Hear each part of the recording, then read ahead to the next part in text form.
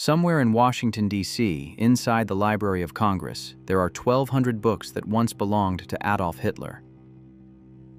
They still have his fingerprints on them, his pencil marks in the margins. By the time he died, Hitler owned an estimated 16,000 volumes, 3 private libraries in Munich, Berlin, and his mountain retreat in the Bavarian Alps. Wood-paneled rooms, brass lamps, thick carpets, overstuffed armchairs. He was better known for burning books than collecting them, but the man read obsessively. When he had to choose between food and books, he often chose books. So, what did he read?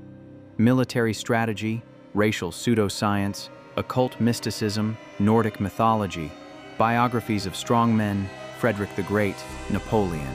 He read Henry Ford's anti-Semitic pamphlet, The International Jew, and declared it required reading for his entire party. And here's what matters. The historian Timothy Ryback spent years studying those 1,200 surviving books. He found underlines, question marks, exclamation points scrawled in the margins. Hitler wasn't just reading, he was searching for evidence that he was right. When psychologists describe this behavior, they have a name for it: confirmation bias. It's the tendency to seek out information that supports what you already believe and to ignore or dismiss anything that contradicts it. It's not stupidity, it's not weakness. It's a feature of how every human brain processes information. In 1960, a psychologist named Peter Wason proved this with an experiment so elegant it's still taught in every psychology course in the world. He gave people a simple number sequence, 2, 4, 6, and asked them to figure out the rule. Almost everyone guessed numbers going up by 2, and then they only tested sequences that confirmed their guess. 6, 8, 10, 12, 14, 16. They never tested 3, 9, 27, which would have revealed the actual rule was simply any ascending numbers. We don't look for the truth. We look for agreement. Hitler built his echo chamber by hand, book by book, shelf by shelf, over decades. You don't have to. Right now, an algorithm is building one for you, and it's much faster. Every platform you use, YouTube, X, TikTok, Instagram, runs on the same basic principle. Show the user what they're most likely to engage with, not what's most accurate, not what's most important. What keeps them scrolling? You watch one video about a political topic. The algorithm notes your interest. It serves 5 more. You watch 2 of them. Now it knows your preference. It serves 10 more, all slightly more intense, more emotional, more one-sided than the last, because engagement is highest at the edges. Moderate, balanced content doesn't generate clicks. A systematic review of 30 academic studies published between 2015 and 2025 found a consistent pattern. Algorithmic systems structurally amplify ideological sameness. They reinforce what researchers call selective exposure, and they limit viewpoint diversity. You are not exploring. You are being funneled. In Japan, there's a famous novelist named Shiba Ryotaro. He wrote sweeping historical epics about samurai and feudal lords, beloved by millions. His books feel like history, but they're fiction. He invented dialogue, created scenes, and romanticized figures to serve his narrative. And here's the problem. An entire generation of Japanese readers absorbed his novels as if they were historical fact. If Shiba Ryotaro is the only source you read, you can't tell where history ends and storytelling begins.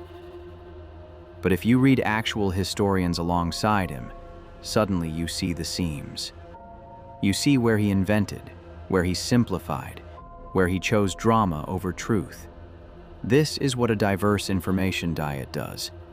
It doesn't tell you what's right, it shows you where the gaps are. In early 2026, Japan held a snap election. One party won a supermajority, the largest single-party victory in the nation's post-war history. 316 seats out of 465.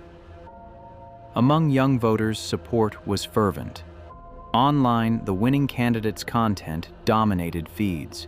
Supporters shared videos, memes, endorsements, and the algorithm rewarded every click with more of the same. This isn't a criticism of any political position. It's an observation about a mechanism.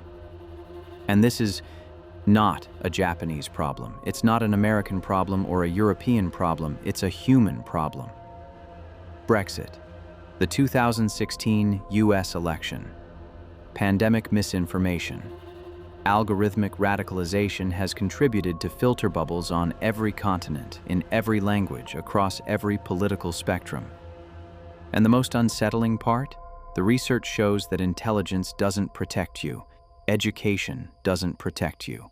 In fact, smarter people are sometimes better at constructing arguments that defend their existing beliefs, which makes their echo chamber more sophisticated, not less. Here's an exercise. Right now, open YouTube in another tab. Look at your recommended videos. How many of them challenge something you believe? How many present a perspective you disagree with, not to mock it, but to genuinely argue for it? If the answer is close to zero, your algorithm has already built your library. And like Hitler's, it's full of books that were chosen not to educate you, but to confirm you. The antidote isn't complicated, it's just uncomfortable. Follow one account you fundamentally disagree with. Read one article from a source outside your usual rotation. Watch one video that makes you think, that can't be right, and then check whether it is. Confirmation bias is not something you eliminate, it's something you manage. The moment you know it's there, it loses half its power. Hitler curated his library for 30 years. Your algorithm does it in 30 minutes. The question isn't whether you have a bias, you do. I do. Everyone does.